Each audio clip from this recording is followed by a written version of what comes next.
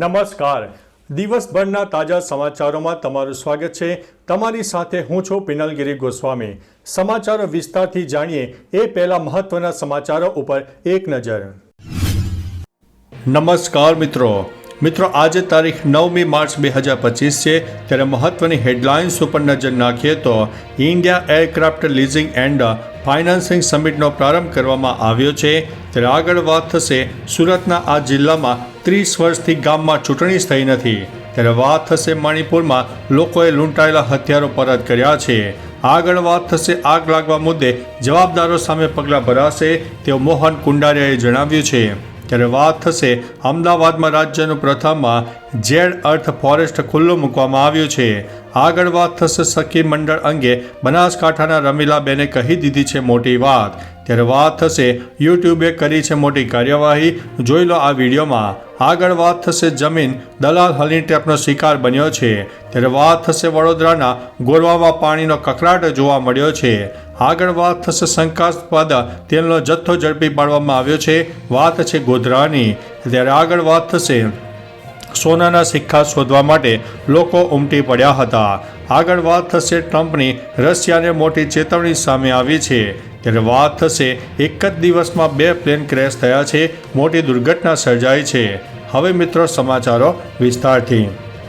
ભારતીય વાયુસેનાનું બીજું વિમાન AN-32 ક્રેશ થયું છે.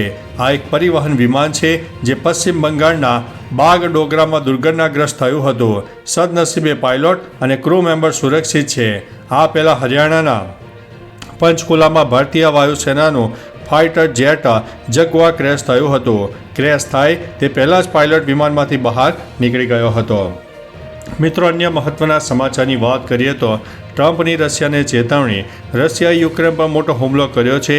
આ અંગે અમેરિકાના રાષ્ટ્રપતિ ડોનાલ્ડ ટ્રમ્પે રશિયાને ચેતવણી આપતા કહ્યું છે કે રશિયા યુદ્ધના મેદાનમાં યુક્રેન પર મોટા પાયે હુમલા કરી રહ્યું છે.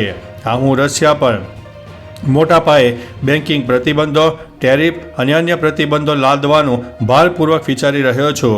રશિયા અને યુક્રેનને વાટાઘાટોના ટેબલ ઉપર આવવું જોઈએ, બહુ મોડું ન થવું જોઈએ. મિત્રો અન્ય મહત્વના સમાચારની વાત કરીએ તો સોનાના સિક્કા શોધવા માટે લોકો ઉમટી પડ્યા છે. મધ્યપ્રદેશના અસીરગઢ ગામમાં સોનાના સિક્કા મળ્યા હોવાની વાત વાયુ વેગે પ્રસરી જતા હાહાકાર મચી જવા પામ્યો છે. મુગલકાળના સોનાના સિક્કા મળ્યા હોવાની અફવાથી લોકો સિક્કા લેવા ઉમટી પડ્યા હતા. તેમાં યુવાન, બાળકો અને વૃદ્ધો પણ મોડી રાત્રે પાવડા, ત્રિકમ જેવા હથિયારો સાથે ખેતરમાં ખોદવા પહોંચી ગયા હતા. આજુબાજુના ગામના લોકો પણ ઉમટી પડ્યા હતા. છેલ્લે ખબર પડી કે આવું કાંઈ જ નથી. લોકો અચંબામાં મુકાઈ ગયા છે. સમગ્ર ઘટનાનો વિડીયો પણ વાયરલ થઈ રહ્યો છે. મિત્રો અન્ય મહત્વના સમાચારની વાત કરીએ તો શંકાસ્પદ તેલનો જથ્થો ઝડપાયો છે. ગોધરામાં ફરી એકવાર શંકાસ્પદ તેલનો જથ્થો ઝડપી પાડવામાં આવ્યો છે. ગોધરા બી ડિવિઝન પોલીસે ગોધરામાં 3.12 લાખનો શંકાસ્પદ તેલનો જથ્થો ઝડપી પાડ્યો હતો. બિન રજિસ્ટર્ડ ટેમ્પામાંથી 2 અલગ અલગ બ્રાન્ડનો તેલનો જથ્થો મળી આવ્યો હતો. માધવ બ્રાન્ડના 15 કિલોના 25 ડબ્બા અને મેટ્રો રિફાઇન્ડ બ્રાન્ડના 100 ડબ્બા મળીને કુલ 125 ડબ્બા જપ્ત કરવામાં આવ્યા છે. આ જથ્થાની કુલ કિંમત 3,12,000 રૂપિયાની આસપાસ આંકવામાં આવી રહી છે. મિત્રો અન્ય મહત્વના સમાચારની વાત કરીએ તો વડોદરા ગોરવામાં પાણીનો કકળાટ. વડોદરા શહેરના ગોરવા વિસ્તારમાં લોકો પીવાના પાણીને લઈને ગંભીર સમસ્યાનો સામનો કરી રહ્યા છે. સ્થાનિકોએ ચૂંટણી બહિષ્કારના બેનરો લગાવ્યા હતા. આ પ્રશ્નને લઈને અનેક વખત તંત્રને રજૂઆત કરવામાં આવી હોવા છતાં કોઈ ઉકેલ આવ્યો નથી. સ્થાનિકોએ નળના બદલે માટલા સાથે રસ્તા પર ઉતરીને તંત્ર સામે રોષ ઠાલવ્યો છે. ડ્રેનેજનું ગંદુ પાણી પીવાના પાણીમાં મિક્સ થઈને આવી રહ્યું છે. પરિણામે લોકો બીમાર પડી રહ્યા છે. મિત્રો અન્ય મહત્વના સમાચારની વાત કરીએ તો જમીન દલાલ હની ટ્રેપનો શિકાર બન્યો છે. અંકલેશ્વરની એક જમીન દલાલ હની ટ્રેપનો શિકાર બન્યો હોય તેવી ઘટના સામે આવી છે. મહિલાએ જમીન દલાલીના કામના બહાને સંપર્ક કરીને અંકલેશ્વરની હોટલમાં બોલાવ્યો અને ફસાવી દીધો. દલાલને હની ટ્રેપમાં ફસાવાની ધમકી આપીને પૈસાની માગણી કરી. જમીન દલાલ ના પાડતા આરોપીએ હુમલો કર્યો. ત્યારબાદ અપહરણ કરીને ભરૂચ નજીક લઈ ગયા હતા. અંકલેશ્વર શહેર બી ડિવિઝન પોલીસ મથકમાં ફરિયાદ નોંધવામાં આવી છે. મિત્રો અન્ય મહત્વના સમાચારની વાત કરીએ તો યુટ્યુબે કરી છે મોટી કાર્યવાહી કરતા યુટ્યુબે તેના પ્લેટફોર્મ પરથી 9.5 મિલિયનથી વધુ વિડીયોઝ દૂર કર્યા છે. ગૂગલના વિડીયો સ્ટ્રીમિંગ પ્લેટફોર્મે કન્ટેન્ટ ઉલ્લંઘનને કારણે આ વિડીયો દૂર કર્યા છે. કંપની દ્વારા જાહેર કરેલા રિપોર્ટ અનુસાર આ વિડીયો ગયા વર્ષે ઓક્ટોબરથી ડિસેમ્બર 2024 વચ્ચે યુટ્યુબ ઉપર અપલોડ કરવામાં આવ્યા હતા. યુટ્યુબ પરથી ડિલીટ કરાયેલા વિડીયોમાંથી મોટાભાગના ભારતીય સર્જકો દ્વારા અપલોડ કરવામાં આવ્યા હતા. મિત્રો, અન્ય મહત્વના સમાચારની વાત કરીએ તો સખી મંડળ અંગે બનાસકાંઠાના રમીલાબેને કહી છે મોટી વાત. સખી મંડળના લીધે અમને જીવવા માટે ઓક્સિજન મળ્યો છે.